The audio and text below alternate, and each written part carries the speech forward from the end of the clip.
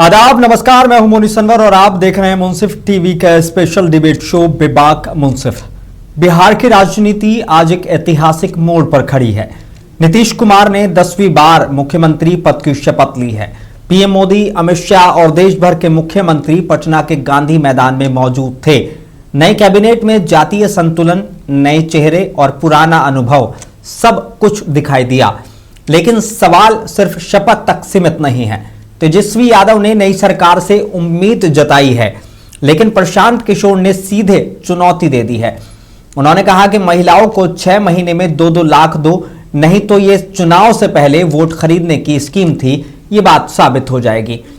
तो क्या नीतीश 10.0 वाकई नई शुरुआत है?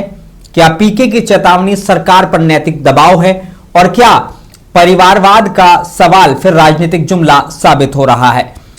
यही करेंगे बेबाक, निष्पक्ष और तीखी बहस, सिर्फ यही बेबाक मुंसिफ पर। मेरे साथ कई प्रवक्ता जुड़ेंगे, लेकिन उससे पहले आपको बता दें कि नीतीश कुमार ने 10वीं बार मुख्यमंत्री पद की शपथ लेकर एक इतिहास रच दिया है। कोई भी मुख्यमंत्री इतनी बार एक बतौर मुख्यमंत्री शपथ नहीं ले पाया है, तो यह नीतीश कुमार के नाम एक रिकॉर्ड है। उधर जैसे ही नीतीश कुमार शपथ लेते हैं, उसके बाद तेजस्वी यादव उनको मुबारकबाद तो देते हैं, लेकिन साफ तौर पर एक उम्मीद की तरफ, सरकार की तरफ देखते हैं कि जो वादे किए गए हैं वो पूरे होंगे, सरकार लॉ एंड ऑर्डर को संभालने में कामयाब रहेगी, साथ साथ कई और सारी चीजें, और खासकर जातीय संतुलन को लेकर जो जिस तरह का एक जातीय संतुलन कैबिनेट में देखने को मिला है, वो भी एक कमाल की रणनीति का हिस्सा देखने में लग रहा है। इसके अलावा जातीय संतुलन के अलावा कई बार हम बात करेंगे कि इस बार की जो कैबिनेट है उसमें कितने ऐसे लोग हैं जो परिवारवाद से आते हैं, जिसको परिवारवाद, हमने देखा है कि बीजेपी के नेता अक्सर परिवारवाद का आरोप लगाते हैं आरजेडी के ऊपर, कांग्रेस के ऊपर और कई सारी चीजों पर ये आरोप लगते हैं। लेकिन इस पर जो है कहीं ना कहीं पलटवार भी होता है, और उस पलटवार पर आज हम चर्चा करेंगे।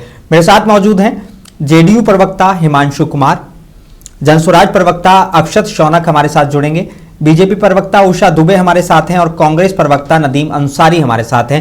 मैं आप सभी का इस्तकबाल करता हूं। बहुत बहुत शुक्रिया मुंसिफ टीवी में वक्त देने के लिए और हमें अपना कीमती वक्त देने के लिए।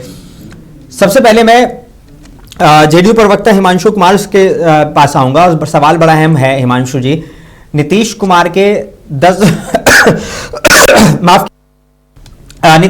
के 10वें कार्यकाल को आप नया बिहार कैसे साबित करेंगे?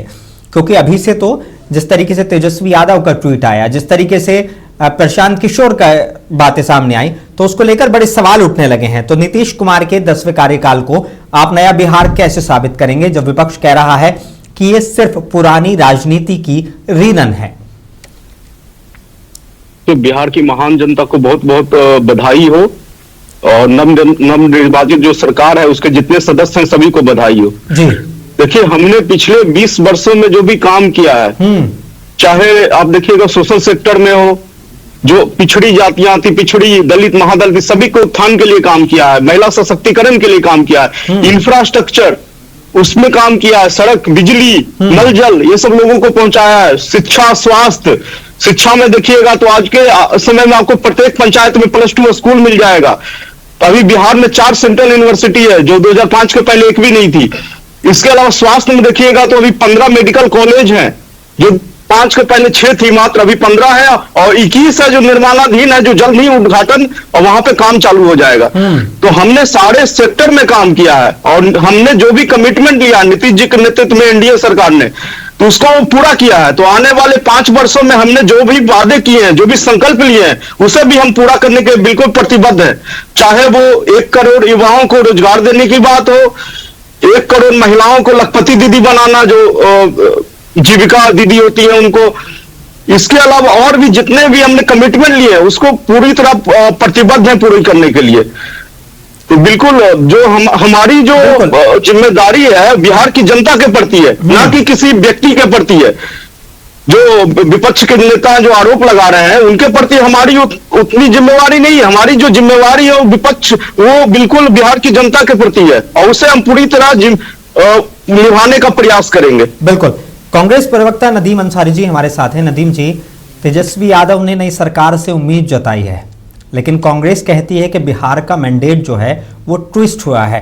तो आपकी स्पष्ट स्थिति क्या है? अभी आप मुबारकबाद देते हैं, उम्मीद जताते हैं, या आज भी उसी चीज पर कायम है कि जो ये मैंडेट आया है वो कहीं ना कहीं उसमें ट्विस्ट है कुछ? हेलो जी नदीम जी, सुन पाए मेरा सवाल आप? किसी का आवाज आ रही, बाकी कुछ नहीं आ रहा है मेरे पास। ठीक है, मैं दोबारा से सवाल दोहरा दूं आपको। आप मुझे बहुत क्लियर दिख रहे हैं, बिल्कुल आपकी आवाज भी बहुत क्लियर है। ठीक है, आप एक बार सवाल दोहरा दीजिए। तेजस्वी यादव ने नई सरकार यहाँ नहीं है मेरे पास। तेजस्वी यादव ने नई सरकार से उम्मीद जताई है, लेकिन कांग्रेस कहती है कि बिहार का जो मैंडेट है वो ट्विस्ट हुआ है। तो आपकी स्पष्ट स्थिति क्या है अभी के लिए?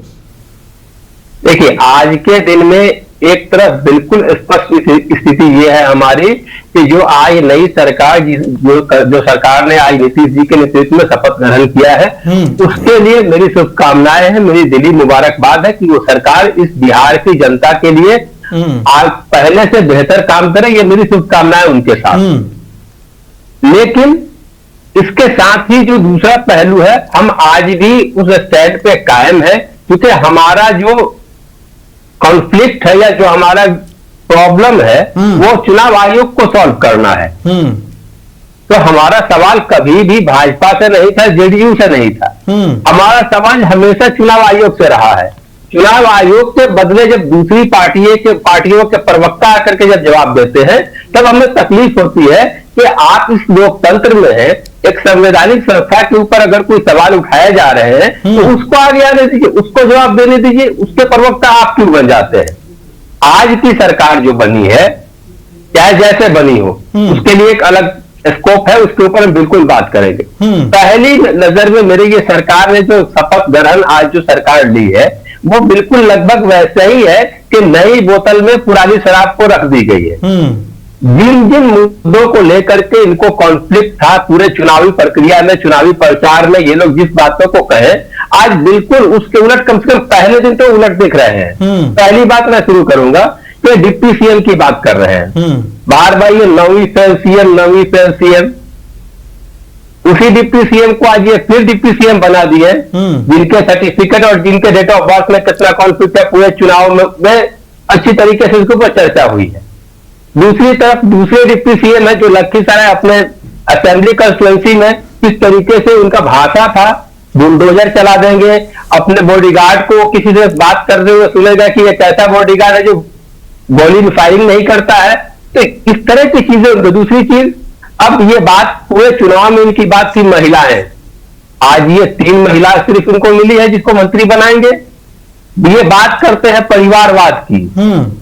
आज चर्चा करेंगे परिवारवाद पे, उसके लिए अलग सवाल है। बिल्कुल नहीं सवाल पहले सुन लीजिए। जो सरकार ये कहती थी, जिसको पूरे चुनाव प्रचार में जिसको ये ढिंढोरा जिसका पीट रहे थे, आज पहले ही दिन अपने मंच पे उस चीज का उल्लंघन करते हुए दिख रहे हैं। उसकी बात तो हम करेंगे ना। बिल्कुल, मैं भी कह रहा हूं, मुझे भी चर्चा करनी है। दो लोग पहले से थे, तीसरे एक ऐसे लोगों को ला करके उन्होंने मंत्री बना दिया जो कहीं है ही नहीं है। ये बात जेडीयू के हमारे प्रवक्ता बार बार कहते थे जब हम लोगों ने डिप्टी सीएम और सीएम का नाम अनाउंस किया था कि एक मुस्लिम चेहरा होना चाहिए। क्या आज जेडीयू जवाब देगी कि उसके तरफ से डिप्टी सीएम मुस्लिम उन्होंने क्यों नहीं बनाया? तो बहुत सारी चीजें हैं जिसके ऊपर ये सरकार आज डे 1 से ही अपने नीतियों और इनका जो कथनी और करनी में जो फर्क है वो बिल्कुल आज भी वैसा ही दिखा जैसा ये पहले थे। चलिए ठीक है। उषा जी, कैबिनेट में 14 मंत्रियों का बीजेपी कोटा, तो क्या यह संदेश है कि बिहार में असली ताकत बीजेपी की है? नहीं, हम लोग दोनों महागठबंधन जो है, दोनों लोगों का जो गठबंधन है तो बिल्कुल हम लोग बराबर के हैं। और हम लोग अच्छे से, ये आपने देखा होगा आज के जो हम लोग का शपथ ग्रहण था उसमें हम लोगों की दोनों दलें बिल्कुल एकदम, हम लोगों का काम नहीं है कि कौन किसको ज्यादा मिला किसको कम मिला, कौन बड़ा है कौन छोटा है, कौन मजबूत है कौन कमजोर। इससे नहीं मतलब है, इससे मतलब है कि बिहार का विकास कैसे हो, बिहार कैसे तेजी से आगे बढ़े। हमारे दोनों जो एनडीए के हैं, दोनों घटक दल जो बड़े हैं बड़े रूप में, वो दोनों लोगों का यही काम है। हम ऐसे पांचों दल हम लोग बराबर, हम लोग का यही सोच है कि बिहार का विकास कैसे हो। आपने देखा होगा अभी तक जब से इनकी सरकार गई, जब से नीतीश कुमार जी जब से बने, एनडीए की सरकार बनी, तब से अभी तक कितने विकास हुए, कितनी तेजी से हम आगे बढ़ रहे हैं। हर क्षेत्र में देखिए, लेकिन कोई क्षेत्र गिनाने की जब हम जरूरत नहीं देखते है। हैं कि हमारे मुख्यमंत्री भले ही नीतीश कुमार हों, लेकिन उनकी पार्टी के 8 मंत्री बनते हैं और 108 का बिल्कुल ईमानदारी से सीटों का बंटवारा हुआ था, यानी कि बराबरी का इक्वल हमें देखने को मिला था। कोई छोटा भाई बड़ा भाई एक दूसरे को नहीं कह सकता था। ठीक है, बीजेपी ज्यादा सीटें जीत कर आई है, जेडीयू से ज्यादा सीटें बीजेपी ने जीती हैं, लेकिन जब हम देखते हैं सीटों का बंटवारे को लेकर, कैबिनेट के बंटवारे को लेकर, तो 14 और 8 का बड़ा फर्क नजर आता है। तो इस पर जो है विपक्ष भी सवाल उठा रहा है कि यानी कि ये तो अभी भी रिमोट से चलने वाली सरकार है और सीधे तौर पर दिल्ली से ही चलेगी। नहीं, ऐसा कुछ भी नहीं है। हम लोग दोनों बराबर हैं और बराबर हम लोग विकास मुख्य है। और अभी ऐसा नहीं है 36 अभी बनेंगे, जैसा कि अभी और आगे भी हम लोगों का अभी प्रोग्रेस होगा। तो कोई बड़ा और छोटा, कोई ज्यादा और कम का कोई यहाँ सवाल ही नहीं उठता है। यहाँ सवाल है बिहार का विकास कैसे हो। नीतीश कुमार जी के जिस साथ रहकर एनडीए जो इतना अच्छा विकास का काम किया है और आगे भी करेगा, यह मुख्य काम है विकास, बिहार का विकास। हर जनता के पास हमारे जो योजनाएं हैं वो पहुंचना, और आगे जो भी हर वर्ग को अच्छा विकास हो, बिहार का विकास हो, शिक्षा का क्षेत्र हो या कोई भी क्षेत्र हो, हर क्षेत्र में विकास हो, ये हमारा मुख्य है। अक्षत शौनक जुड़ गए हमारे साथ, जनसुराज के प्रवक्ता, आपका भी इस्तकबाल है अक्षत जी। अब आज जो है शपथ ग्रहण हो गया है और लगभग जो है 26 मंत्रियों ने शपथ ली है। इसको लेकर पहली प्रतिक्रिया क्या है बिहार को लेकर? क्योंकि सीधे तौर पर अगर मैं जनसुराज के जो चीफ हैं उनका जो बयान सुन रहा था, वो तो अलग दावे कर रहे हैं, उनकी चीजें भी अलग हैं, उस पर भी हम चर्चा करेंगे। लेकिन पहला प्रतिक्रिया क्या है सरकार को लेकर और क्या उम्मीदें हैं? देखिए, बहुत बहुत धन्यवाद आपका कि आपने मुझे बोलने का मौका दिया।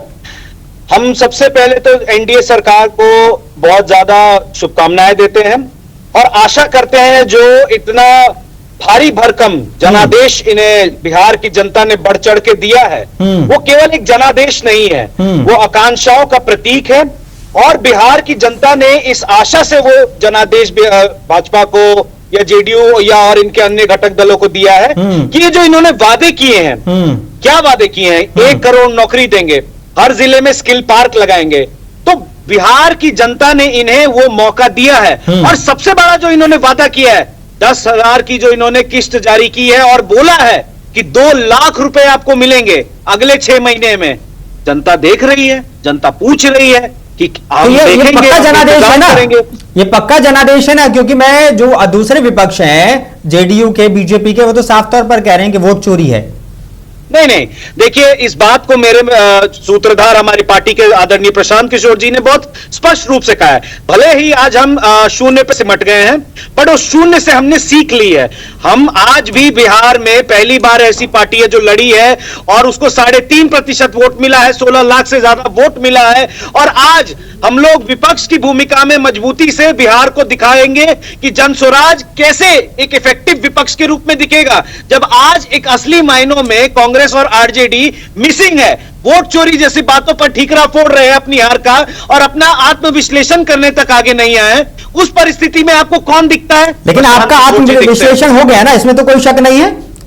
बिल्कुल, हमारा आत्मविश्लेषण हो गया है। हमने अपने जो भी हमारे 2 लाख वाले मुद्दे पर आते हैं, क्योंकि बड़ा अहम मुद्दा है वो भी, क्योंकि जेडीयू के लिए एक बड़ी चुनौती है। आपके पास आऊंगा इसको लेकर। पहले जेडीयू से एक सवाल, हिमांशु जी, 2 लाख देने की घोषणा 6 महीने में पूरी होगी या ये चुनावी वादा ही रह जाएगा? क्योंकि अगर आपने सुना हो प्रशांत किशोर जी को, तो साफ तौर पर उनका कहना था कि यह सरकार 6 महीने में इसको नहीं कर पाएगी, नामुमकिन है। और अगर 6 महीने में नहीं कर पाई तो ये साफ हो जाएगा, पूरी तरीके से साफ हो जाएगा कि जो 10-10 हजार दिए गए थे ना, ये वोट खरीदने की साजिश थी, ये वोट को जो है चोरी करने की साजिश थी। ये साफ तौर पर क्लियर हो जाएगा। देखिए, इस चुनाव के शुरू होने के पहले से ही प्रशांत किशोर जी हैं, आवाज इको हो रहा था। मैं क्लियर, बहुत क्लियर सुन पा रहा हूं आपको जी। Okay okay. तो प्रशांत किशोर जी चुनाव के शुरू होने से पहले बहुत सारी भविष्यवाणियां कर रहे हैं और उनकी सारी भविष्यवाणी अब है जो गलत हो गई है, मिथक हो गई है। तो जनता के बीच में ये गया है कि वो बड़बोलेपन के शिकार है। और हमारी जो सरकार है वो आज से नहीं, 2005 से जब से आई है तब से नीतीश जी के नेतृत्व में एनडीए सरकार महिला सशक्तिकरण के लिए प्रतिबद्ध है। आपने बहुत सारी योजनाएं सुनी होगी। अब 2006 में जीविका योजना आया, आदि आबादी को आर्थिक रूप से सशक्त करने के लिए। इसके अलावा देखिएगा 2007 में 2008 में पंचायतों में महिलाओं को 50% आरक्षण दिया गया, शहरी निकायों में 2008 में आरक्षण दिया गया, जिससे बड़ी संख्या में महिला है जो नेतृत्व के कतार में खड़ी हुई। इसके अलावा आप देखिए 2013 में जो पुलिस होता है, पुलिस में महिलाओं को करीब 35% आरक्षण दिया गया, जिसके कारण आज पूरे भारत में पुलिस कर्मियों की संख्या में, महिला पुलिसकर्मियों की संख्या में सबसे ज्यादा बिहार है, वो सबसे आगे है, टॉप पे। इसके अलावा 2016 में है सभी सरकारी नौकरियों में महिलाओं को 35% आरक्षण दिया गया, जिससे उनकी संख्या बढ़ी है सरकारी नौकरी में। तो आप देखिएगा हमारी सरकार महिला सशक्तिकरण के शुरू से प्रतिबद्ध है। तो जहां तक जीविका योजना का प्रश्न है, तो मुख्यमंत्री महिला रोजगार योजना के तहत हमारी सरकार ने जो भी घोषणाएं की है उसे बिल्कुल पूरी करेगी। प्रशांत किशोर 40,000 करोड़ रुपए की घोषणाएं कर दी हैं इस सरकार ने, ये कैसे पूरा करेंगे? ये तो यही बता पाएंगे। और इनकी 6 महीने की जो सरकार होगी उस पर हम जरूर इस पर चर्चा करेंगे कि 6 महीने में उन्होंने वाकई वो वादे पूरे कर पाए या नहीं। बिल्कुल, हमारी सरकार ने 10,000 रुपए स्वरोजगार शुरू करने के लिए महिलाओं को दिया, ताकि वो छोटे छोटे जो सिलाई, कढ़ाई, बुनाई, पशुपालन, दुकान खोलना, ये सब वो कर सके। लेकिन वो बिल्कुल चुनाव से पहले उस पर बड़ा आरोप लग रहा है, कह रहे हैं कि अगर वाकई ये महिलाओं के इतने हितैषी थे तो बिल्कुल चुनाव से पहले की क्या जरूरत थी इनको? देखिए, विकास की प्रक्रिया होती है, वो निरंतर चलने वाली प्रक्रिया होती है। हमारी सरकार महिला सशक्तिकरण के लिए शुरू से प्रतिबद्ध है। विकास की प्रक्रिया पता नहीं क्यों नदीम जी को भी समझ में नहीं आ रही, विपक्ष को बिल्कुल समझ में नहीं आ रही। मैं बिल्कुल वही समझा रहा हूँ, आप मुझे बोलने का मौका दीजिए। थोड़ा इको हो रहा आवाज, इस कारण से मैं नहीं बोल पा रहा हूँ लगातार। तो सुनिए, दूसरी बात, हमारी सरकार है जो महिलाओं को 10,000 दी थी, तो उनको स्वरोजगार उन्होंने शुरू किया। इसका मूल्यांकन किया जाएगा, समीक्षा किया जाएगा, जिसमें ये नीति बनी थी। तो हमारा विजन और रोड मैप बिल्कुल स्पष्ट था कि हम लोग उसकी समीक्षा करके और उसको जो महिलाएं हैं उस समीक्षा में खड़े उतरेंगे, उनको हम लोग बाकी के 2 लाख है वो भी हम सहायता के रूप में देंगे। तो इसके लिए हम प्रतिबद्ध हैं और बिल्कुल निश्चिंत रहे बिहार की जनता। हमारी सरकार जो भी कमिटमेंट लेती है उसे पूरा करती है। ये डबल इंजन की सरकार है, केंद्र का भी सहयोग हमें पूरी तरह मिल रहा है, तो आगे भी मिलता रहेगा और हम लोग बिहार की जनता के लिए पूरी तरह प्रतिबद्ध हैं। नदीम जी, डबल इंजन की सरकार है, केंद्र का भी समर्थन मिल रहा है और हम जो वादा करते हैं उसे पूरा करते हैं, बिल्कुल इसमें कोई शक नहीं है। और रही बात ये जो 10,000 की है, ये जो महिलाओं को 10,000 दिए गए, उन्होंने रोजगार शुरू किया है, स्वरोजगार शुरू किया है और अगर इन सारी चीजों की समीक्षा भी की जाएगी, लेकिन पता नहीं कि आपको इसको ये चुनावी स्टंट लग रहा है। बिल्कुल, देखिए पहली बात तो ये बार बार डबल इंजन जो कहते हैं, डबल इंजन जरूर है, लेकिन रेल का जो डिब्बा है ना, तो एक पूरब की तरफ लगा है तो एक इंजन पश्चिम की तरफ लगा है। डबल इंजन ऐसे लगा हुआ है, तो एक अलग रास्ते को ले जाता है, एक अलग रास्ते को ले जाता है। अभी 10,000 की बात हो रही थी, फिलहाल तो जीत के रास्ते पर ले गए डबल इंजन। ये आप लोगों का बिल्कुल सुपड़ा साफ करते हुए एक तरीके से। अरे जब आप केचुआ आयोग हमको भी दे दीजिए, हम भी ऐसा कर देंगे। केचुआ आयोग जहां रहेगा तो केचुआ में तो हड्डी होती नहीं है, केचुआ एक जानवर होता है, और केचुआ यहाँ कहने का मतलब केंद्रीय चुनाव आयोग, समझ गया मैं। तो वो अलग की बात है। तो ये लोग जो आप ही के डिबेट में और बाकी अन्य जगह भी एक जगह बात हो रही थी, शायद आप ही के डिबेट में थी कि 10,000 रुपए आपने क्यों दिया, तो भाजपा के एक प्रवक्ता समझा रहे थे कि हम लोग जीविका दीदी का एक समूह होता है, उस समूह में 10 से 11 महिलाएं होती हैं, तो 11 महिलाओं को अगर 10,000 रुपए दिया गया तो लगभग 1,10,000 रुपए होते हैं। वो 11 महिलाएं मिल करके एक रोजगार शुरू करेंगी। अभी ये भाई बता रहे कि 10,000 से वो अपना रोजगार करेगी, तो ये 10,000 रुपए किस नाम पे दिए हैं, अभी ये अपने आप को क्लियर नहीं कर पा रहे कि हम करेंगे क्या। अभी ये बात करें कि 2 लाख रुपए, निश्चित ही हम लोग 6 महीने के अंदर देखेंगे कि वो 2 लाख रुपए कहां और किनको मिल रहा है। अगर उस तरीके से ये बात करेंगे तो 11 दीदियों का जो समूह एक होता है, तो 22 लाख रुपए एक जगह जाएंगे। तो ये एक तरफ कहते हैं कि 10,000 रुपए दे करके कोई सिलाई मशीन खरीद ले, अगर इसमें कंफ्यूजन है तो दोबारा सवाल पूछ लेंगे, भाजपा प्रवक्ता से भी पूछ लेंगे, जेडीयू प्रवक्ता भी हमारे साथ हैं। 10,000 को क्या कह रहे हैं वो, अगर किसी एक इंडिविजुअल को दिए हैं तब तो वो ठीक है, उनके ही प्रवक्ता कहते हैं कि नहीं हमने एक। चलिए ठीक है, आप मेरे छोटे से सवाल का जवाब दीजिए, मैं ये सवाल ले लेता हूं। प्रशांत किशोर के आरोपों को कांग्रेस समर्थन देती है या इसे राजनीतिक स्टंट मानती है? क्योंकि प्रशांत किशोर कह रहे हैं कि 6 महीने में 2 लाख दे दीजिए, मैं साफ तौर पर बिहार छोड़ दूंगा, राजनीति छोड़ दूंगा।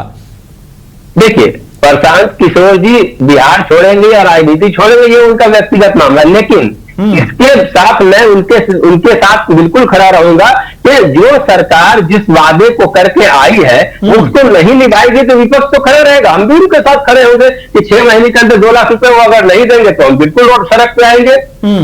ठीक है, ये तो वाजिब, देखिए ये ना प्रशांत किशोर जी की बात है, ना कांग्रेस की बात है, ना आरजेडी की बात है, ये भाजपा और जेडीयू जो एनडीए गठबंधन उन्होंने ही प्रॉमिस किया है। और आने वाले समय में उनका जो 88 पन्ने का जो उनका मैनिफेस्टो है, उस 88 पन्ने में हम लोग 88 वर्ड छोड़ने वाले नहीं है, एक एक वर्ड उनके ही मैनिफेस्टो से पढ़ेंगे और उनसे ही सवाल करेंगे। हर जिले में ये उद्योग लगाएंगे, 50 लाख करोड़ का ये इन्वेस्टमेंट लाएंगे, जरूर चर्चा करेंगे। अभी 6 महीने आपको सरकार को 6 महीने दीजिए ना, जरूर चर्चा करेंगे।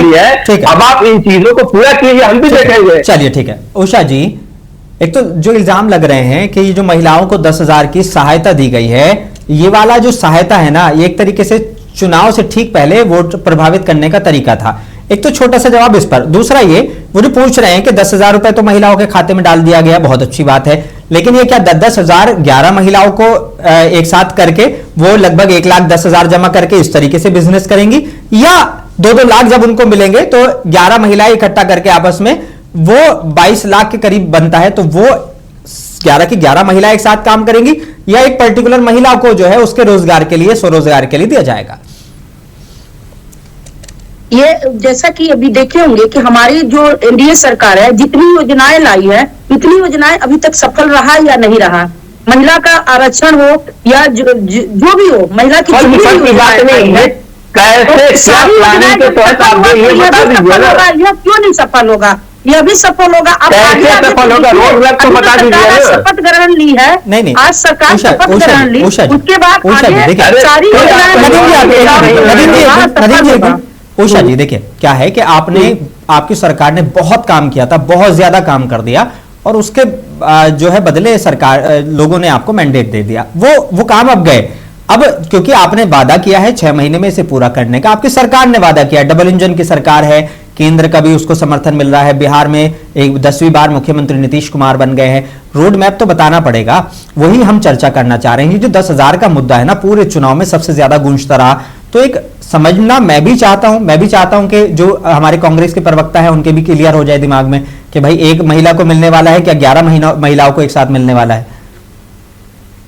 नहीं, जो भी मिलेगा वो तो सब क्लियर हो जाएगा। आज सरकार शपथ ग्रहण ली और उसके बाद आप देखिए कि हम महिलाओं को कहां से कहां तक ये करेंगे। सारी हमारी जो भी सरकार वादा करती है वो वादा पूरा करती है और वादा पूरा करेगी। आप देखते तो रहिए, अभी तक जितनी भी सरकार हमारी वादा की वो पूरा हुआ कि नहीं हुआ? पूरा हुआ, उसमें से यही वादा पूरा होगा कि महिलाओं को, हम महिलाओं को पैसा दिया जाएगा और रोजगार तो आपका बोला था कि हम लोग 1 करोड़ जॉब देंगे, 2020 में आपने बोला था हम लोग 1 करोड़ जॉब देंगे। आज तक वो जो 1 करोड़ जॉब बिहार का युवा पूछ रहा है कि कहां देंगे, वो 1 करोड़ जॉब देने की जगह आपने 1 करोड़ से ज्यादा ट्रेन चलाने का व्यवस्था कर दिया। 10 ट्रेन आपने चला दी, जो कि गुजरात, बंगाल, उड़ीसा, तमिलनाडु, पता नहीं कहां बिहार के बच्चों को भेज दे रहे हैं, और आप जॉब दे देंगे। केवल सरकारी नौकरी ढूंढिएगा तो सरकारी नौकरी से नहीं, रोजगार की बात, 2020 का आपने बोला, आज तक जो भी बोला करके दिखाया, और उसमें से एक सिंपल मैं बता रहा हूं, आप लोगों ने लास्ट टाइम बोला था 2020 में हम 1 करोड़ जॉब देंगे, आपने दे दिया। सारे वादे तो पूरे हो ही रहे हैं, जब तक पूरा नहीं होगा कैसे नहीं। ठीक है अक्षत जी, ठीक है अक्षत जी, प्रशांत किशोर का कहना है कि अगर सरकार 6 महीने में 2-2 लाख दे दे तो वो राजनीति छोड़ देंगे, तो क्या ये सिर्फ दबाव बनाने की राजनीति नहीं है? क्योंकि हमने पहले भी देखा, आपके अभी वो कह भी रहे थे जेडीयू के प्रवक्ता कि भाई उन्होंने तो कई वादे किए, लेकिन वो कई जो है बातें की, लेकिन वो पूरी तरीके से गलत साबित हुई है। तो क्या हम मान लें वाकई वो ये दबाव बनाने की राजनीति नहीं है, और वो अगर 6 महीने में सरकार करने में कामयाब हो गई तो प्रशांत किशोर राजनीति छोड़ देंगे, बिहार छोड़ देंगे, जिस तरीके की बातें वो कह रहे हैं? अक्षत जी, सवाल आपसे है। आवाज आ रही है? जी, मैं बहुत अच्छे क्लियर सुन पा रहा हूं। आपको क्या सवाल सुन पाए अक्षत जी मेरा आप?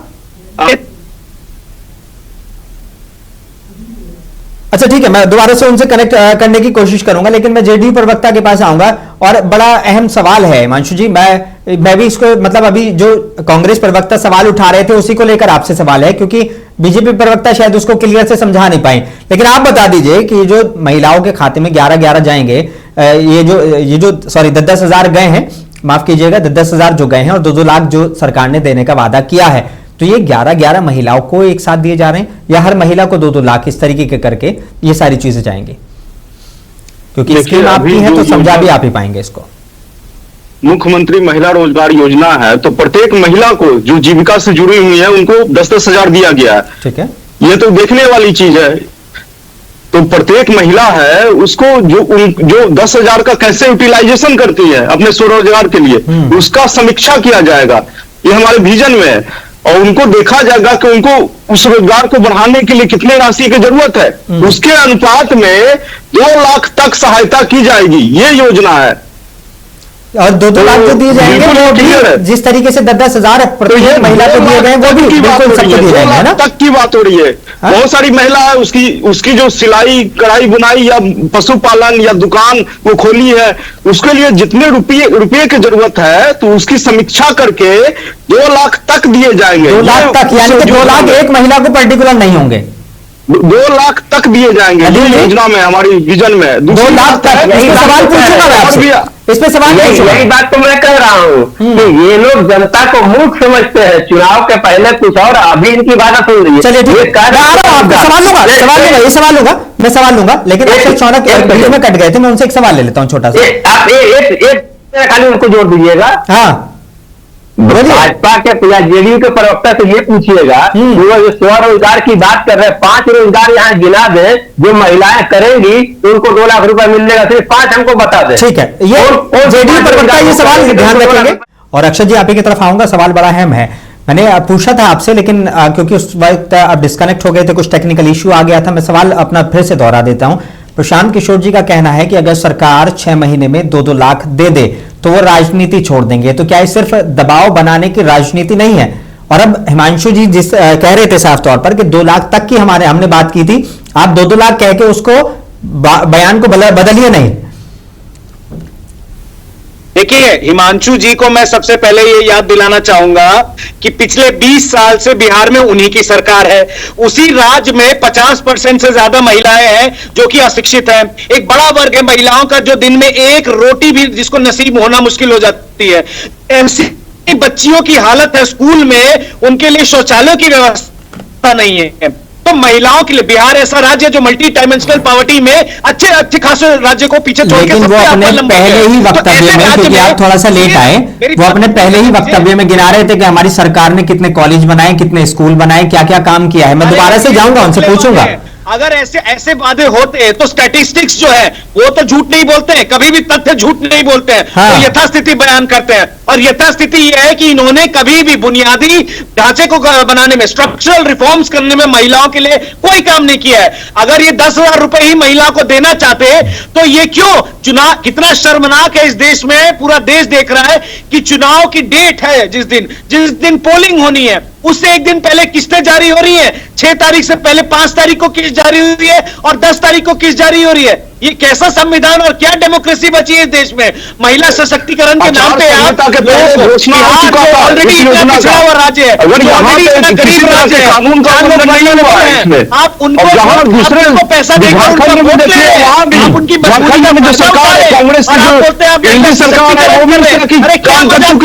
मैं आपको लिख के देता हूँ, ये झूठ बोल रहे हैं। दूसरी बात है, हिमांशु जी 2-3 सवाल है उनके। किसी ने नहीं है। ठीक है, ठीक है, जो महिला हिमांशु जी चुनावी राजनीति में जिनको महत्व हिमांशु जी सवाल सुन लीजिए। बन गए नहीं है। हिमांशु जी, हमने काम किया महिला लेकिन सशक्तिकरण के देखिए लिए। हिमांशु जी, ये तो वाकई पहली बार देखने को मिला है कि जब बिल्कुल आचार संहिता लग जाती है तो इस तरीके के सरकारी काम सारे रुक जाते हैं, हुए हों या ना हुए हों, घोषणा पहले हुई हो या नहीं हुई, लेकिन ये पहली बार देखने को मिला है। तो इस पर सवाल उठाना विपक्ष का जायज है। एक सवाल। दूसरा, वो कह रहे हैं कि जितने भी स्ट्रक्चरल रिफॉर्म की बात होती है, चाहे वो स्कूल का बेसिक स्ट्रक्चर हो, चाहे वो गांव का हो या दूसरी चीजों का हो, सड़क का हो, वो कनेक्ट नहीं कर पाई सरकार। वो सीधे तौर पर आप पर आरोप लगा रहे हैं, जबकि आप गिना रहे हैं कि हमने स्कूल भी बनाए हैं, कॉलेज भी बनाए हैं, सारी चीजें बनाई हैं।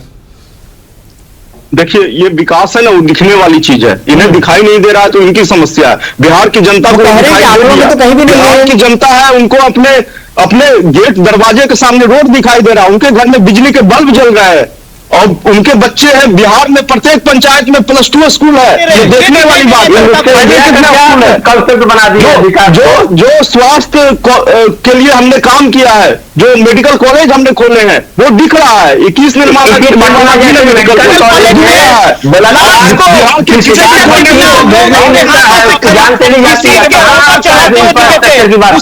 कॉलेज में बुनियादी व्यवस्थाएं नहीं है, ऑक्सीजन के लिए लोग तड़प के मर रहे हैं, स्ट्रेचर नहीं है, एम्बुलेंस नहीं है। 1 लाख लोगों के लिए, आपको मैं डेटा बताता हूँ, 1 लाख लोगों के लिए एक जिले में अमेरिका में मेडिकल फैसिलिटी बहुत अच्छी है, सात बेड है वहां में हॉस्पिटल का विकास किसी किया है। कोरोना की तब तक घटना झूठ का बोलेंगे जिक्र जनता से। करके, जो पेंडेमिक थी, लेकिन वैश्विक समस्या थी, पेंडेमिक की बात आप मत कीजिए।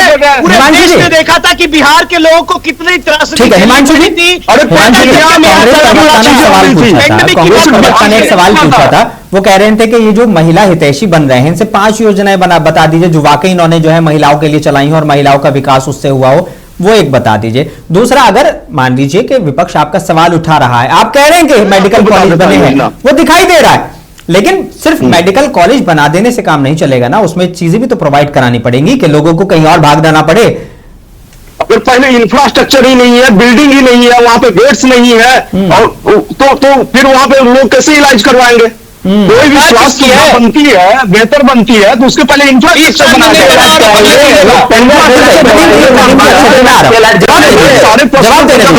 करवाएंगे। आप सुन तो लीजिए, नदीम जी, आपके समय में मैं नहीं बोल रहा था। हाँ, सुन। तो दूसरी बार इंफ्रास्ट्रक्चर जो बेसिक चीजें होती है, आपको इंडस्ट्री लाना है तो उसके पहले आपको रोड बनाना पड़ेगा, वहां पे आपको बिजली प्रोवाइड करनी पड़ेगी, वहां पे पानी की समस्या उसको सोल्व करनी पड़ेगी। तो हमने इंफ्रास्ट्रक्चर के क्षेत्र में काम किया। महिलाओं तक, जहां महिला सशक्तिकरण की बात है, तो हमने महिलाओं के लिए जो बच्चियां थी उनको स्कूलों तक लाने के लिए साइकिल योजना, पोशाक योजना, उनको छात्रवृत्ति योजना, उनके जब वो ग्रेजुएट होती है तो उनको उसके लिए उनको राशि दी जाती है, धनराशि, जो इंटरमीडिएट सारे राज्यों में मिल रहा है, सारे राज्यों में मिल रहा है, इसमें नहीं क्या बात है, सारे राज्यों में आपके पड़ोसी राज्य उत्तर प्रदेश चले जाइए, झारखंड चले जाइए। सेट किया है हमने। आज बिहार की योजनाओं को दूसरे स्टेट वाले भी अपने राज्य में इंप्लीमेंट कर रहे हैं। हाँ। तो हम लोग इनिशिएट करते हैं किसी भी चीज को। दूसरी बात है, जो पंचायतों में जो हमने आरक्षण देने का काम किया 50%, उसको आज बहुत सारे राज्य फॉलो कर रहे हैं, मध्य प्रदेश फॉलो कर रहे हैं, महाराष्ट्र में उसको इंप्लीमेंट कर किया जा रहा है, भाई कई कांग्रेस राज्यों में इंप्लीमेंट किया जा रहा है उसको। तो हमने जो महिलाओं के लिए काम किया है, इसके अलावा आप देखिए सरकारी जॉब में हमने 35% प्रतिनिधित्व दिया उनका, तो इसको दूसरे राज्य भी इसको मुझे लगता है आपको जवाब मिल गए होंगे सारे, उन्होंने गिनवा दिए इतने सारे काम जो सरकार ने किए। कोई जवाब नहीं, बिल्कुल नहीं जवाब। मैंने उनसे ये पूछा था, हाँ। ये 10,000 रुपए दे करके कौन सा स्वरोजगार की बात कर रहे हैं? 5 रोजगार का नाम बताइए। अभी कह रहे कि 2 लाख तक मैं इनको कल बताऊंगा। ये तो ले लीजिए जवाब मिश्रा जी। कृषि, खेती महिलाएं नहीं कर सकती है क्या? पशुपालन नहीं कर सकती है? कढ़ाई, सिलाई नहीं कर 10,000 सकती रुपए है? से कौन सा खेती होगा? 10,000 रुपए से कौन सा खेती होगा? उसके पास जमीन है, महिलाओं के पास जमीन है, जो बिहार में कितने महिलाओं के पास जमीन है? करने के लिए इन्हें अभी इन्होंने इन्होंने योजना रोजगार का नाम पूछ रहे हैं। तो ये नहीं बोलते इस बात को। अरे आप नहीं पढ़े, आप लोग कुपरों की पार्टी है, बात है कि हमारे कुपरों की पार्टी है, आपको पढ़े लिखे होते तो आप नहीं ये बात करते। अनावश्यक बात कर रहे हैं, बस अनावश्यक। जब मैं जवाब दे रहा हूं इनके सवालों का तो सुन नहीं रहे। दूसरी बात है कि हमने जो प्रधानमंत्री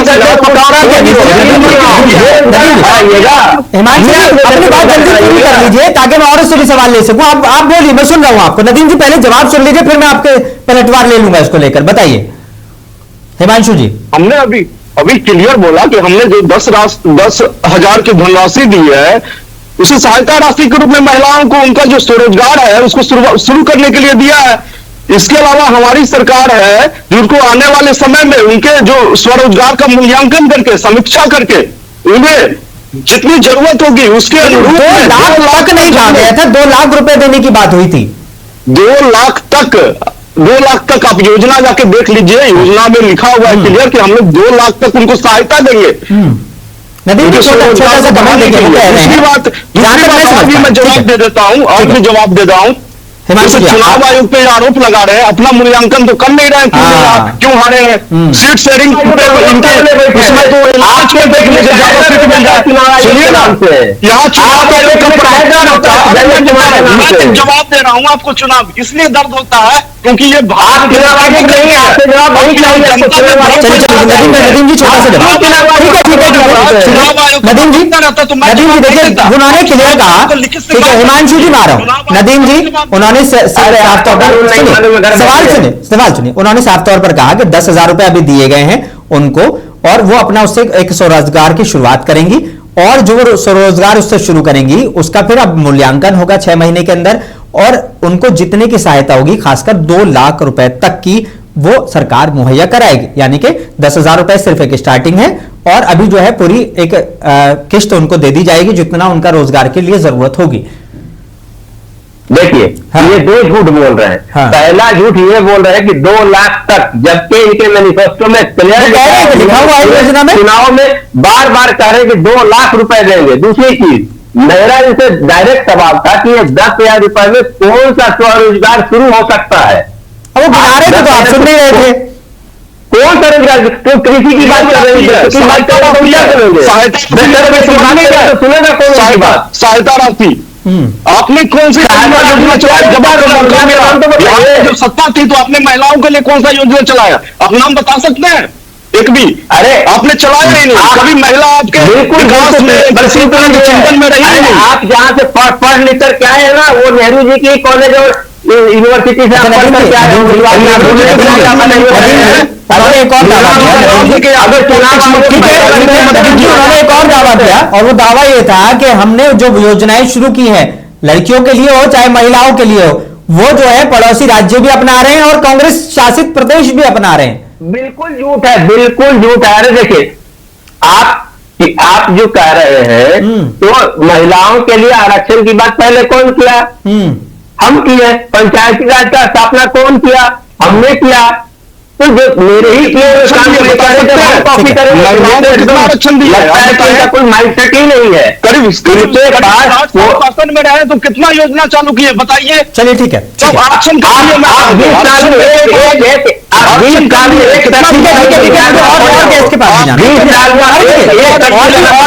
चर्चा के लिए उषा जी आपकी तरफ आ जाऊंगा। उषा जी देखिए, बिहार में तो जो महिलाओं के आरक्षण की बात हो रही है, जो महिलाओं के उत्थान की बात हो रही है वो ठीक है, लेकिन अभी एक कंफ्यूजन लगातार बना हुआ है विपक्ष कुल में। वो साफ तौर पर कह रहे हैं 2 लाख तक की कोई बात नहीं हुई थी, 2 लाख रुपए की बात हुई थी। एक तो ये सवाल। दूसरा, जब वाकई आपको लगता है कि जो केंद्र सरकार में 33% आरक्षण दिया गया वो राज्यों में बिल्कुल ईमानदारी से अगर उसको लागू कर दिया जाएगा तो कहीं ना कहीं चाहे वो चुनाव में हो, चाहे वो काम के क्षेत्र में हो, चाहे वो रोजगार के क्षेत्र में हो या दूसरी चीजों में, उससे महिलाओं का उत्थान वाकई बड़ी तेजी के साथ होगा। जी जी बिल्कुल, हमारी सरकार हमेशा महिलाओं को आगे करने का काम करती है। अभी मैं इनका सुन रही थी नदीम जी का, इन्होंने बोला कि महिलाओं के लिए एक भी योजना बता दे कि जो योजना चलाया है हमारी सरकार तो 35%, 50%, 33%, 3 आरक्षण महिलाओं को देकर सबल बनाया। पहले स्थानीय स्वशासन में हम लोगों को मिला गया 50%, फिर 35% अभी दिए हमारे नीतीश कुमार जी, और हमारी केंद्र सरकार 33% आरक्षण दिए है उसमें सदन में जाने के लिए।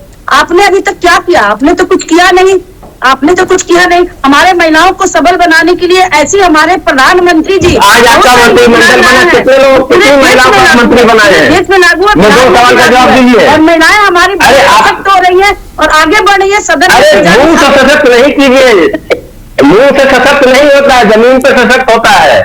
आप ये बताइए कि आप ही अभी बात कर रही है आरक्षण की, तो आपने टिकट में क्या आरक्षण में कितनी महिलाओं को दिया? आज आपका मंत्रिमंडल बना है, आप कितने लोगों को, कितनी महिलाओं को शपथ दिला पाई है बताइए? 50% महिलाएं जाने लगी। अब क्या आपको सबसे 28 का 50% कितना होता है? जाने लगी 28 का नौकरियां महिलाओं के लिए 26 का 50% कितना होता है? 35% आरक्षण 26 का 50% कितना होता है? क्या बोले? अभी देखिए कितना 26 मंत्रियों ने शपथ लिया, आपका 50% कितना होता है? 7 बजे घरों में कैद कर देते थे महिलाओं को। अरे वो दिन भी याद बात कहाँ हो रही है आपसे? चले जाइए, कहिए ना कि कभी अंग्रेज यहाँ आए तो आपका देश में आजादी दिला दूंगा। चले जाइए 47 से, चले जाइए 47 से पहले। नौकरियां छुड़ा इतना पीछे जाइए, जाइए 47 से पहले की बात कीजिए। आज का जवाब दीजिए कि आज जो आपका मंत्रिमंडल ठीक है, मैं आऊंगा इस पर चर्चा करूंगा। मैं चर्चा करूंगा नदीम जी, उषा जी नदीम जी चर्चा करूंगा। ठीक है अक्षत जी, अब जो बिहार की राजनीति में प्रशांत किशोर की भूमिका क्या है असल में, एक नेता की, एक्टिविस्ट का, ये सिर्फ चुनावी रणनीतिकार की? क्योंकि आपको एक विपक्ष के तौर पे तो लोगों ने नकार दिया, आप एक भी जो है सीट नहीं जीत पाए, तो आपको नहीं लगता कि अगर शायद प्रशांत किशोर किसी एक सीट से लड़ते तो उम्मीद ज्यादा थी कि वो कम से कम विधानसभा पहुंच जाते? ने पहले दिन से जब ये जन स्वराज मुहिम को 2-2.5 साल पहले शुरू किया था, उन्होंने बताया था कि हमारा ध्येय ये नहीं है कि हम सत्ता में आ जाएं और उसका लाभ उठाएं। हमारा उद्देश्य जन स्वराज मुहिम का जो था, जिसकी वजह से आज हमारे साथ 1 करोड़ से ज्यादा लोग जुड़े थे और जिन 16 लाख लोगों ने हमें वोट दिया है, उन्होंने इसलिए दिया है क्योंकि वो चाहते थे कि बिहार में व्यवस्था परिवर्तन हो, बिहार में जो आमूल चूल बातें हैं उनपे परिवर्तन हो, ना कि केवल हम लोग कुछ चंद लोग सत्ता पे काबिज हो जाए और अपने घरों की और अपनी राजनीतिक रोटियां सेक लें।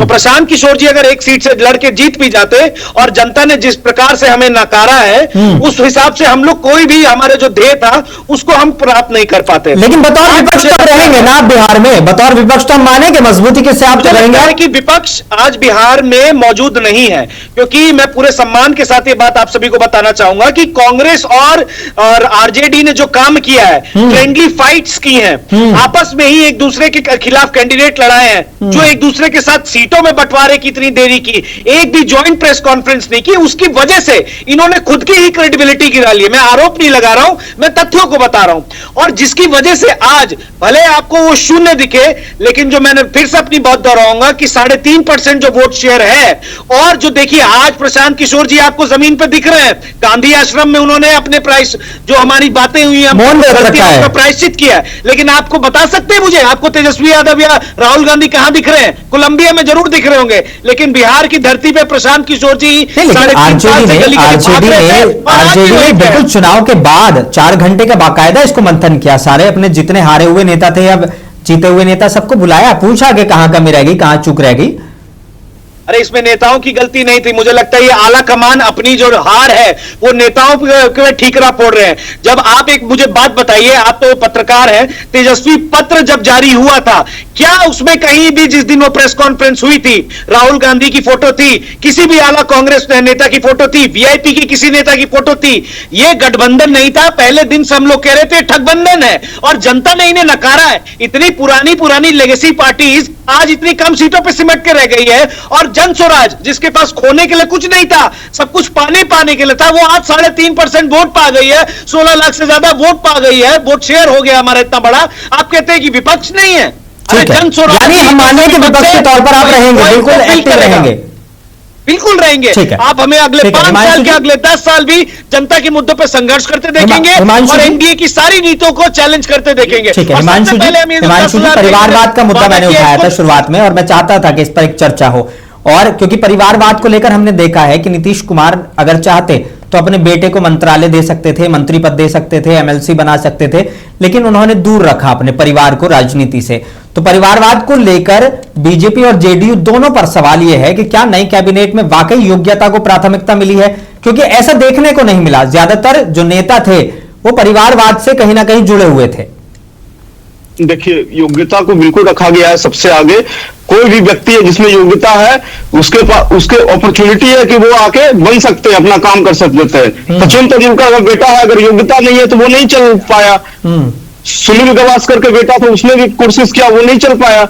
तो जो जैसे तेजस्वी जी बहुत दिनों से कोशिश करना है, 25 साल में ही वो बिहार के उप मुख्यमंत्री बन गए थे, उनके पास क्या योग्यता था, लेकिन अभी तक वो सक्सेस नहीं हो पाए। लेकिन फिर भी उनको बिहार पे थोपे जाने की कोशिश की जा रही है। तो यहाँ पे हमारी जो एनडीए गठबंधन है, इसमें योग्यता को सबसे आगे रखा जा रहा है, बिल्कुल। और नीतीश जी हैं, उन्होंने अपने राजनीतिक जीवन में कभी भी परिवारवाद नहीं किया, समाजवादी नेता के रूप में आपके जो विधायक जीतकर आए हैं उनमें से 29 विधायक ऐसे हैं जो परिवारवाद से आते हैं, लेकिन वो परिवारवादी बन गए क्या? आपके जो विधायक जीतकर आए हैं उसमें 29 विधायक ऐसे हैं जो परिवारवाद से आते हैं, जो यानी कि किसी न किसी बड़े नेता के या तो रिश्तेदार हैं या बेटे हैं। उपेंद्र कुशवाहा जी के बेटे ने तो चुनाव भी नहीं लड़ा है, क्या बात कर रहे हैं? और कौन से बता दें कि क्या क्वालिटी है तो उनको मंत्रिमंडल में रखा गया है। तो समाजवादी और परिवारवादी कभी एक नहीं हो सकता है।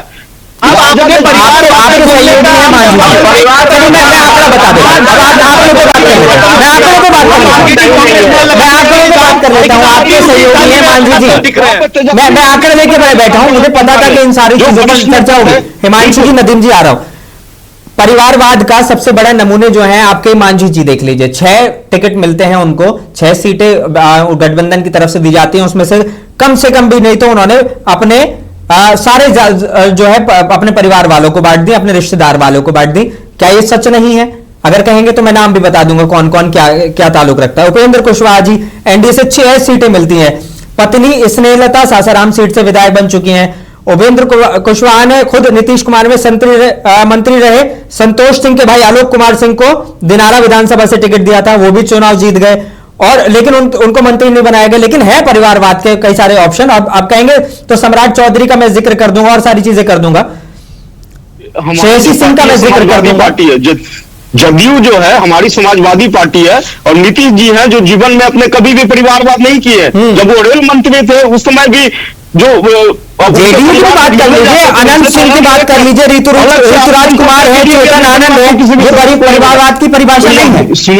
तो हमें योग्यता देखा जाता है, परिवारवाद नहीं देखा जाता है। अगर किसी में दूसरा अगर कर रहा है तो उसके पास योग्यता नहीं है। किसी का पुत्र हो, उसमें क्षमता है तो आए, क्षमता है तो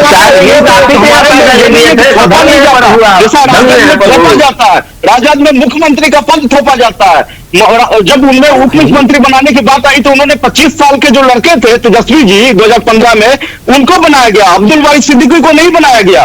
तो ये सब जो थोपने का काम है, ये को बना कांग्रेस है वो करती है।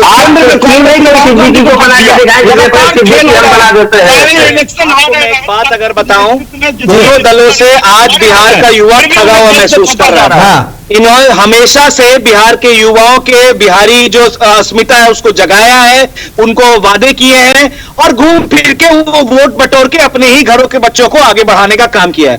आप मुझे जान रहे हैं, मुझे प्रशांत किशोर जी को जान रहे हैं, ना मेरे पिताजी या मेरे परिवार में कोई नेता है, ना प्रशांत किशोर जी के पिता कोई नेता है। हम लोग ऐसे लोगों को प्रशांत किशोर जी ने आगे बढ़ाने का प्रयास किया है जो बिहार के हैं, बिहार के लिए अच्छा सोचते हैं और कुछ करने का जिगर रखते हैं, जज्बा रखते हैं, ना कि अपने ही बेटे को जो कि चुनाव भी नहीं लड़ा, एमएलए भी नहीं है, और सीधे जाके मंत्री पद की शपथ दिलवा दी।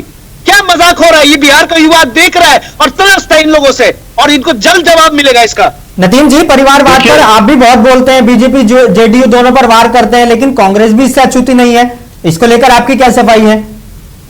आप बता दीजिए कि नेहरू जी के कार्यकाल से लेकर आज तक किसी एक मंत्रिमंडल में गांधी परिवार जिसको आप टारगेट करते हैं, उसका 1 से 2 व्यक्ति का आप नाम बता दीजिए। आजादी के बाद से लेकर के सन 1951 से लेकर के आज 2025 तक एक मंत्रिमंडल में कांग्रेस का कम से कम नेहरू परिवार का कोई 2 लोग अगर शामिल हो तो आप बताइए। उषा जी, बड़ा चैलेंज इंदिरा जी नहीं थी, उषा जी, बड़ा चैलेंज है, कहने के कोई नहीं था, बताए कोई हमको। भारत की जनता ये जानती है, खुला चैलेंज है कि एक ही मंत्रिमंडल में 2 गांधी परिवार। उषा जी, परिवारवाद पर पीएम मोदी ने चेताया था गांधी जी के बाद 2014 में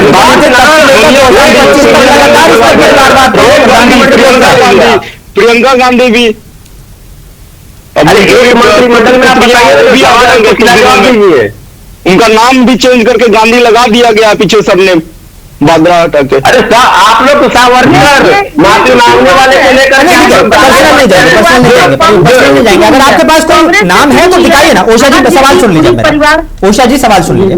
परिवारवाद पर पीएम मोदी ने लगातार चेताया था, 2014 से लेकर जब से बने थे, लगातार कांग्रेस पर आरोप लगाया परिवारवाद का, आरजेडी पर आरोप लगाया परिवारवाद का, जंगल राज का, लेकिन आपकी ही पार्टी के 11 विधायक जो इस बार जीत कर आए हैं ना, वो परिवारवाद से आते हैं, तो इसे क्या कहेंगे आप? हमारी पार्टी परिवारवाद को नहीं देखती है, हमेशा तो फिर दूसरों पे इल्जाम कैसे लग जाते हैं, ये बताइए। वो भी कहेंगे कि भैया इनके अंदर कैलिबर था तो हमने जिताया, दिया इनको टिकट। फिर आपका विपक्ष भी तो ये बात कह सकता है ना। कितना इंटरनेशनल क्रिकेट खेले हैं, कितना टेस्ट मैच खेले हैं कि वो आईसीसी और बीसीसी का अध्यक्ष बन जाते हैं। मुख्यमंत्री के लायक होता है, आप ही बताइए कि 8वीं पास अपने परिवारवाद करते हैं, इनके परिवार में 7वीं पास 2 बार जिसका सर्टिफिकेट मिलेगा वह बीपीसीएम के लायक होता है, बताइए। नहीं, वो तो ये तो पॉलिटिकल साइंस में क्या आगे प्रधानमंत्री के लायक होता है। अरे कौन कितना पास है, कौन कितना फेल है, इस पे चर्चा करेंगे तो बहुत लंबी चली जाएगी। और मुझे लग रहा है कि शायद हम 1 घंटे की डिबेट हमें कर लेनी चाहिए उसके लिए। नदीम जी, उषा जी, हिमांशु जी, अक्षर जी,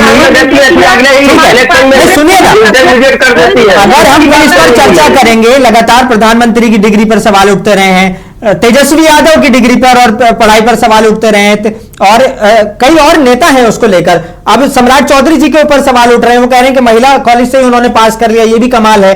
तो फिर 1 घंटे की हम चर्चा कर लेते हैं इस पर किसी दिन कि कौन कितना पढ़ा लिखा है और उसके अंदर कितना कैलिबर है सरकार चलाने का और प्रशासन चलाने का। क्यों नदीम जी? हमारी पार्टी में तो कोई भी अध्यक्ष बन जाता है, ये तो आप देखते हैं, कोई भी प्रधानमंत्री, कोई भी मुख्यमंत्री बन सकता है। हमारी पार्टी में कोई परिवारवाद नहीं चलता है। परिवारवाद वह चलता है जिसको वंशानुगत जो चलाया जाता है, उसको हम लोग परिवारवाद कहते हैं। हमारी पार्टी के कोई परिवार का सदस्य बहुत अच्छा है, योग्य है, उसको कुर्सी पर बैठा दिए, उसको परिवारवाद का नहीं दिया जाएगा। लेकिन दीपक प्रकाश की योग्यता बता दीजिए, छोड़िए सबकी बात, एक दीपक प्रकाश की योग्यता बताइए, उसको हम लोग परिवार योग्यता को कहेंगे। जी जी, दीपक प्रकाश की योग्यता बता दीजिए। किसका? दीपक प्रकाश जिस पार्टी मंत्रिमंडल में आप शपथ दिलवाए हैं, वो कह रहे हैं कि उनकी योग्यता बता दीजिए। को मैं वो तो उनके लड़का के बारे में दे के थक गए। हाँ, अच्छा अक्षय जी से आखिरी सवाल, और मेरे पास अब वक्त की कमी है, लेकिन एक चीज जो लगातार इसको लेकर चर्चा चल रही थी सोशल मीडिया पर भी, और जो पॉलिटिकल पंडित हैं वो इसको कह रहे थे कि शायद अगर जनसुराज जो है वो किसी गठबंधन में शामिल होकर चुनाव लड़ती तो ज्यादा उसको फायदा हो सकता था। जनसुराज को 3.4% जो है वोट मिले हैं, तो क्या इसे समर्थन माने या 238 सीटें लड़ने के कारण वोट शेयर बढ़ा है? क्योंकि आपने बड़ी लड़ाई लड़ी है, पूरी की पूरी सारी एक फौज उतार दी थी आपने। देखिए, 1 साल पुरानी पार्टी अगर लड़ रही है, एग्जैक्टली 2 अक्टूबर 2024 में हमारी पार्टी का गठन हुआ था, और आप जिस गठबंधन की बात कर रहे हैं कि हम किसी गठबंधन का हिस्सा हो जाते हैं, हमने बहुत साफ बोल दिया था कि हमारा गठबंधन बिहार की जनता से है, बिहार के उस लड़के को आगे बढ़ाना है, उसको काबिल, यानी परिवारवाद आपकी पार्टी से अछूत मतलब दूर रहेगा, आप इसको मानते हैं? नहीं, क्योंकि देखिए हमारा ये उद्देश्य है कि बिहार में जो लोग हैं उनकी जीत होनी चाहिए। भले जनसुराज पार्टी आज आपको छोटा सा लेकिन जो पूरा चुनाव था उसका लीडर हमने मेंबर के लड़के लड़कियां लड़े थे कि नहीं चुनाव? जनसुराज से इनसे पूछिए कि इनके कोर कमेटी के मेंबर के लड़के लड़कियां लड़े थे कि नहीं चुनाव? कितने सारे कोर कमेटी के लोग क्या किसी पद पे हैं? कितने सारे कमेटी के लोग कोई मंत्री है? अरे इतना ही अगर हम लोग से पूछ रही हैं तो आप ही के नेता हैं सम्राट चौधरी जी, आप ही के नेता हैं ना जी।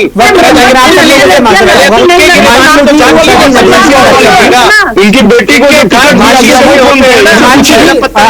नदीम जी और उषा जी, बहुत बहुत शुक्रिया मेरे साथ चर्चा में शामिल होने के लिए। वक्त की कमी है, मैं माफी चाहूंगा, आप लोगों से और सवाल नहीं ले पाऊंगा। तो आज की बहस में साफ हुआ है कि बिहार की सियासत सिर्फ शपथ ग्रहण तक सीमित नहीं है। जेडीयू कह रही है कि नीतीश 10.0 उम्मीदों की एक नई शुरुआत है। विपक्ष मानता है कि वादों की असली परीक्षा अभी भी बाकी है। प्रशांत किशोर ने 2-2 लाख की सरकारी घोषणाओं पर सरकार को नई कसौटी पर लाकर खड़ा कर दिया है। लेकिन सबसे बड़ा सवाल यही है, क्या बिहार का जनादेश विकास की दिशा बदलेगा या राजनीति फिर वही पुरानी लकीरों पर चलेगी? बेबाक मुंसिफ में आज इतना ही। मैं हूं मोनी सनवर, सच दिखाते रहेंगे बिना डर बिना दबाव। आदा।